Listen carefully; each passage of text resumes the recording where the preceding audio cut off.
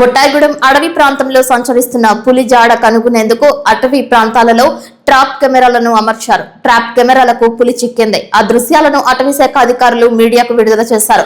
బొట్టాయిగూడెం మండలం నాగులగూడెం, అంతర్వైదిగూడెం, బెదినదూరు గ్రామాలలో పులి దాడిలో మృతి చెందిన ఆవులను అటవీ శాఖ అధికారులు పరిశీలించారు. దాడి చేసిన పశువుల పరిసర ప్రాంతాలలో పులి మళ్లీ వెనక్కి వచ్చే అవకాశం ఉన్న కారణంగా ట్రాప్ కెమెరాలు బిగించామని అటవీ శాఖ అధికారులు వివరించారు. పెద్ద పులి దిశ మారుతుందా లేదా వెనక్కి వెళుతుందా అనేది తెలియాల్సి ఉందని బెడదనూరు గ్రామంలో చివరి ఫుట్ మార్క్ గుర్తించామని తెలిపారు. ప్రజలు ఎవరూ ఒంటరిగా నివసించవద్దని, పొలాల్లో ఉన్న పశువులను సురక్షిత ప్రాంతాలకు తరలించాలని కోరారు.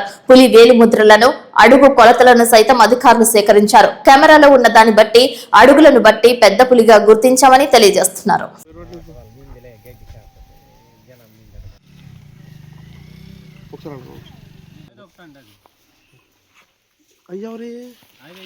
బ్యాటరీలు పెట్టింది మరి కలిపేసారా?